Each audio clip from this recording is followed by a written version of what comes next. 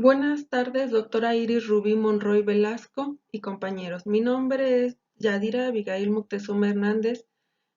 El día de hoy presentaré los límites del constructivismo pedagógico.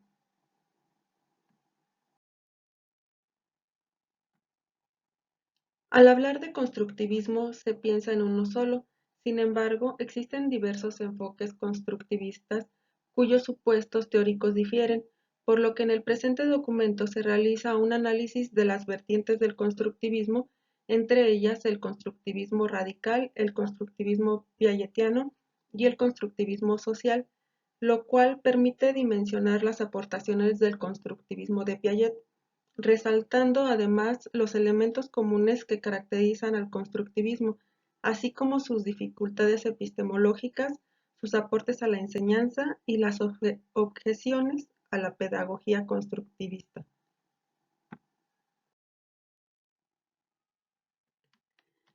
El pensamiento constructivista puede definirse como una teoría educativa que supera sus propios límites al apropiarse del perfeccionamiento integral de la persona, lo cual es objeto de la filosofía de la educación. Se establece como un concepto, una filosofía y una metodología para la transformación y el aprendizaje, lo que enmarca a una corriente del pensamiento. Hay una gran variedad de concepciones y aplicaciones del término. Entre estas destaca la confusión respecto al objeto de estudio. El primero se enfoca a la teoría del conocimiento que busca validar a este. El segundo como una teoría de la ciencia al permitir la apropiación del conocimiento. Y el tercero corresponde a la filosofía de la ciencia debido a su reflexión y análisis, por lo que es necesario conocer su enfoque epistemológico, es decir, el estudio crítico de los principios, de las hipótesis y sus resultados. A continuación veremos los enfoques constructivistas. El constructivismo radical es una de las tendencias con mayor sustento teórico e influencia en los medios académico-educativos, ya que se fundamenta en una postura ontológica y epistemológica del conocimiento en el plano filosófico, enmarcado dentro del idealismo, al afirmar que el mundo es creado por el pensamiento humano y depende de él. Su principal exponente fue Gleiserfeld, quien argumenta que es una teoría del conocimiento activo como símbolo de la verdad, además de que el conocimiento no representa en absoluto el mundo, comprende esquemas de acción, conceptos y pensamientos y distingue las ventajas de los que no lo son. Los principios básicos del constructivismo radical son los siguientes. Es construido activamente por el sujeto cognoscente, por lo que no se pueden transmitir significados o ideas al alumno, ya que el sujeto es el que los construye, por lo que el modo de construir conocimiento es individual. Además, la función de la cognición es adaptativa, ya que sirve a la organización del mundo experiencial del sujeto, no al descubrimiento de una realidad ontológica objetiva.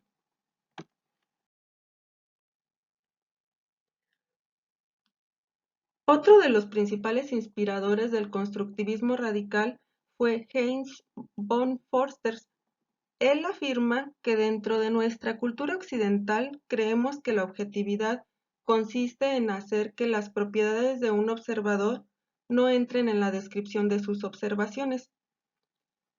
Argumenta además que la realidad aparece como el producto de nuestras percepciones y el lenguaje como el resultado de la comunicación entre las personas. Coincide con Gleiserfeld en afirmar que la objetividad es una ilusión, ya que para realizarse las observaciones es necesario un observador. Por lo tanto, el propósito del constructivismo radical es no pretender verdades idénticas para todos y reconocer a la experiencia como la única realidad a la que se tiene acceso. El constructivismo piagetiano tiene como referencia los postulados de la epistemología genética. Para Piaget, el sujeto se acerca al objeto de conocimiento con ciertas estructuras cognitivas anteriormente construidas, es decir, no innatas, mediante las cuales lo asimila, por lo cual en el siguiente acercamiento su percepción será otra, pues las estructuras cognitivas se han modificado, es decir, han evolucionado. Por otro lado, el sujeto construye sus propias versiones del mundo, al tiempo que construye sus estructuras cognitivas, por lo que su conocimiento no es copia de una realidad externa a él, surge de la estructuración de sus propias experiencias, generando además conocimiento a partir de los previos.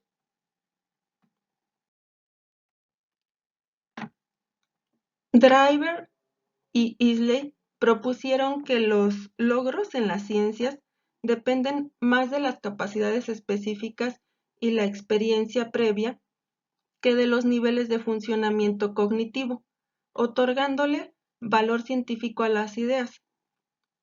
Gillan, por su parte, ubica este enfoque como un objetivismo social, al centrar su atención en las interacciones sociales sin abordar al conocimiento científico.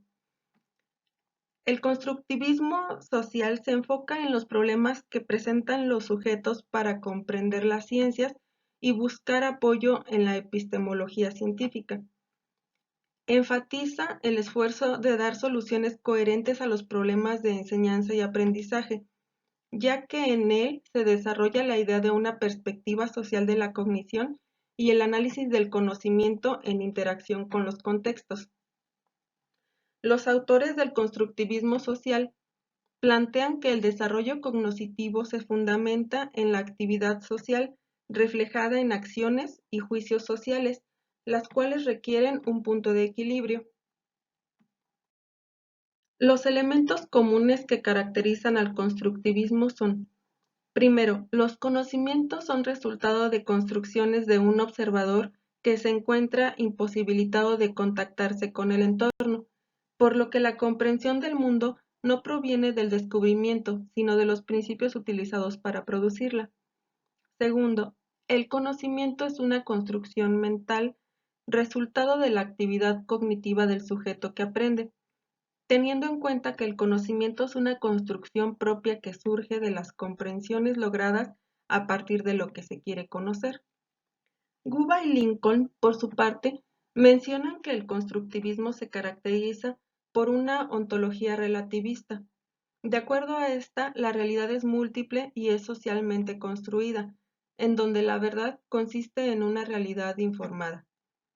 El tercer elemento es la explicación de cómo se llega a conocer, en el que el sujeto es un participante activo, que establece relaciones entre sus experiencias culturales y la nueva información con la finalidad de lograr reestructuraciones cognitivas, las cuales le permitirán otorgar significado a las nuevas experiencias. En cuanto a las dificultades epistemológicas del constructivismo, el constructivismo es cuestionado por la coincidencia de sus postulados con los del empirismo de Hume. Algunos constructivistas, como Gleiserfeld, son idealistas. Para él no hay más realidades que aquellas que el conocimiento constituye por su propia actividad. Otra es la trivialización de las propuestas constructivistas. Bustos sustenta que el mayor peligro del constructivismo es que se llame constructivismo a cualquier cosa que suene a elaboración propia, o por el contrario las propuestas se queden solo en la teoría. Matthews plantea que el constructivismo social y radical son versiones camufladas del empirismo, ya que para la epistemología constructivista, el problema del conocimiento en términos de que un sujeto observa un objeto y se pregunta hasta qué punto lo que observa refleja la esencia del objeto. Otra es el subjetivismo, ya que lo que cada uno conoce es una construcción individual y no la realidad objetiva. La siguiente es el espontaneísmo, es decir, si la construcción de estructuras y contenidos mentales es responsabilidad del sujeto, Entonces el papel del educador quedaría en segundo término.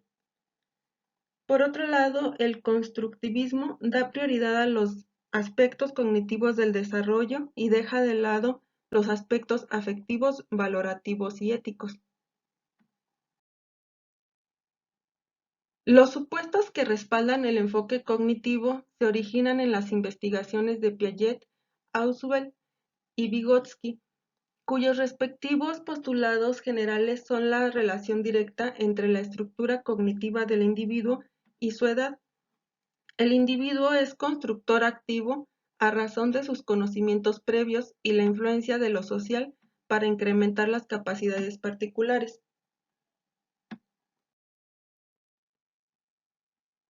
La percepción y el pensamiento se vinculan, ya que los esquemas sensoriomotrices se igualan con los que corresponden al límite perceptivo, lo que se lleva a cabo antes de la aparición del lenguaje, por lo que es evidente que la percepción y el lenguaje se desarrollan para acelerar el perfeccionamiento del intelecto. Piaget propone los códigos en activo, icónico y simbólico en su teoría múltiple sobre la representación, mediante los cuales el individuo logra potenciar su desarrollo cognitivo. El aprendizaje significativo por recepción surge en base a las deficiencias que, de acuerdo con Ausubel, presentan los argumentos de Brunner en aprendizaje significativo por descubrimiento, los cuales se oponen a la instrucción mecánica o repetitiva. En el aprendizaje significativo por recepción, los profesores realizan un diagnóstico inicial para saber el conocimiento previo y los resultados se utilizan para proyectar la actividad a ejecutar y el procedimiento concluye cuando se determina cuál fue la incidencia producida en el método descrito, además de comprometer al alumno a integrar los contenidos antes de asimilarlos por su organización mental. En ello, la motivación, las emociones o su actitud le permitirán relacionar los contenidos actuales con su estructura cognitiva.